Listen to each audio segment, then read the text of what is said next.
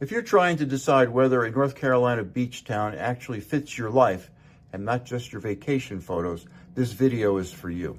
I'm Dennis Richkovsky, your local Emerald Isle real estate expert and relocation specialist. My contact information is below, and I respond to every message.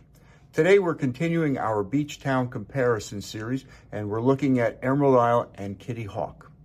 On first pass, these towns feel surprisingly similar. They attract the same kind of people, they offer many of the same amenities, and they appeal to buyers who want a real town, not just a resort strip. But to understand how they actually live, year in and year out, you need to understand one concept that most people never explain clearly, and that concept is the Outer Banks corridor. At a glance, Emerald Isle and Kitty Hawk share a lot of the same DNA. Both are small towns with roughly 3,000 to 4,000 year-round residents. Both emphasize public beach access rather than private gated beachfronts. Both have real neighborhoods, grocery stores, parks, and places where locals spend time when it's not summer. Neither town feels precious. Neither town feels like it exists only for tourists. And in both places, people come here to live, who desire a quieter, more grounded version of coastal life than you find in many places like Duck, where coastal living is more curated and seasonal. That surface similarity is real, but it only tells part of the story.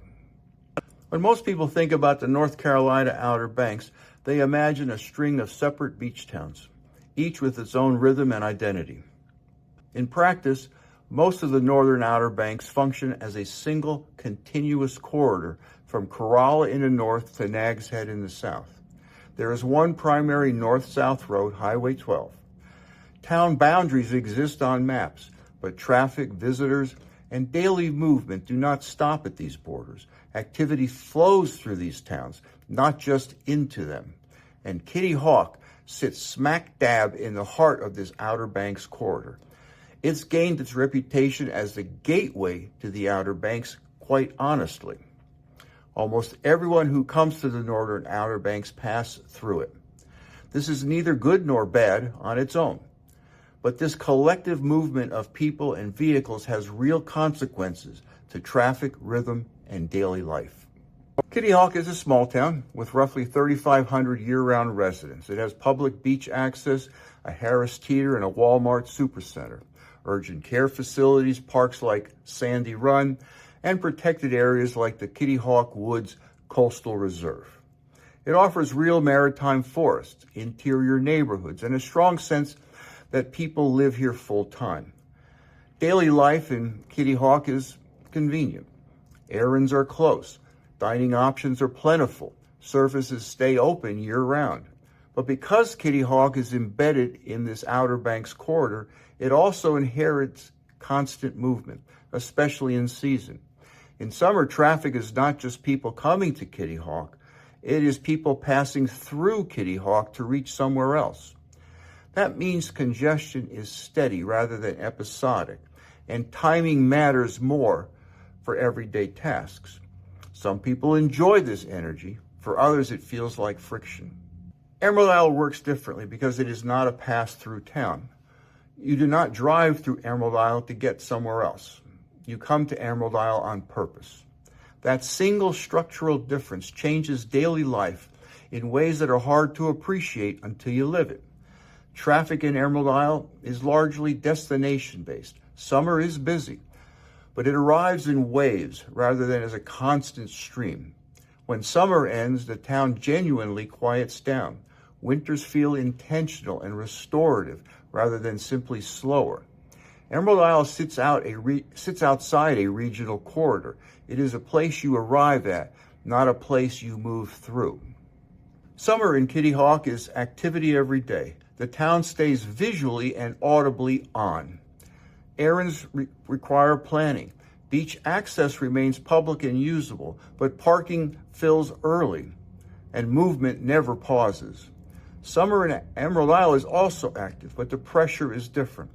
There are peak hours and peak days. For example, you don't want to leave the island at 9 a.m. on Saturday. but you also want predictable lulls. And you can learn that rhythm and work around it. Both towns are busy in summer. Only one experiences continuous regional flow. Both towns value access to nature, but they deliver it in fundamentally different ways. In Emerald Isle, nature is outward facing. The beach dominates daily life. Beaches are wide, public walkways are frequent, and long sightlines mean you're almost always aware of the ocean, the wind, and the weather. The landscape feels horizontal and open.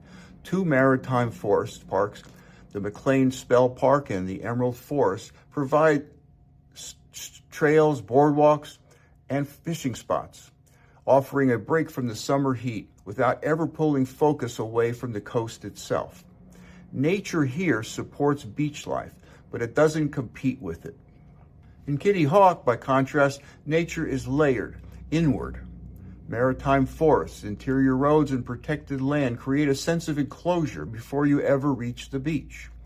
The Kitty Hawk Woods Coastal Reserve is a massive maritime forest by Barrier Island standards, supporting bird watching, hiking, and biking in a setting where trees, not water, dominate your field of view.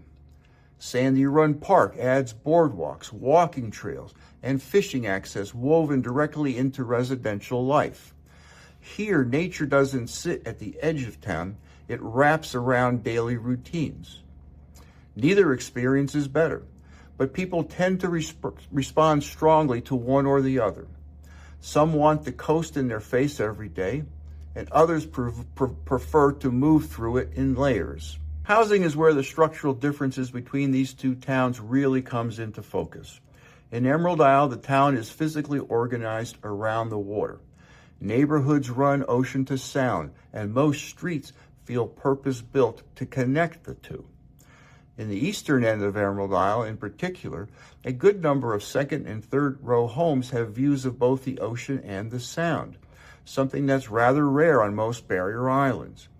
Even when a home isn't oceanfront, it still feels coastal. Open sightlines down streets, wider lots, and generous spacing between homes mean salt air, breezes, and water views remain part of daily life. You're constantly aware that you're on an island shaped by water on both sides. In Kitty Hawk, homes are more internal and varied. Many neighborhoods sit behind commercial areas or along wooded tracks, and it is common to live several blocks from the beach without visual or sensory connection to it. When I visited friends who lived nestled in a forested neighborhood in Kitty Hawk, I could just as easily have been in Cary, a famously wooded town near Raleigh, until we got in the car and drove to the beach. Homes range from older beach boxes to raised houses tucked into maritime forest pockets. Some streets feel distinctly coastal, others feel almost mainland until you make a deliberate trip to the water. The housing pattern reflects Kitty Hawk's role as part of the Outer Banks rather than a single water-oriented destination. Neither pattern is better, but they are very different. Emerald Isle feels like a town built around the water, where you encounter it passively and often. Kitty Hawk feels like a town with the water nearby, something you access deliberately. Again, the difference is not quality, it's context. Here's my dentist fit test. This is usually where the decision becomes clear. If you want to wake up most mornings aware of the ocean, the wind direction, the tide, the openness of the island, Emerald Isle is probably the better fit. The coast shapes daily life without effort. If, on the other hand, you're comfortable accessing the beach deliberately, getting in the car, parking, and then stepping out into that coastal environment, Kitty Hawk may suit you better, especially if proximity to shopping, dining, and services matter more to you than constant visual contact with the water. If you're fine with the steady summer congestion, like living in a place that stays active year-round and don't mind being plugged into the broader Outer Banks corridor and flow, Kitty Hawk usually wins. If you'd rather summer arrive in waves and then genuinely recede, leaving behind a quieter, more restorative winter, or if you prefer a town that feels self-contained, where you're not inheriting the movement of surrounding communities, well then Emerald Isle is often the better match. Emerald Isle and Kitty Hawk attract very similar people. The difference isn't taste, income, or lifestyle goals. The difference is whether you want to live inside a corridor or outside of one. If you found this helpful and you're thinking about buying or living on the Crystal Coast or anywhere on the Outer Banks, I have a free reference for you. Text the word FREE to 919-308-2292 and I'll send you my book, Live Where You Vacation.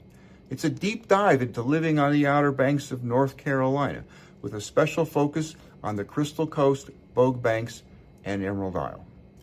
And when you subscribe to this channel, you're joining a small but growing group of people who value clarity over hype and who help shape what I cover next. Thanks for watching, and I'll see you in the next video.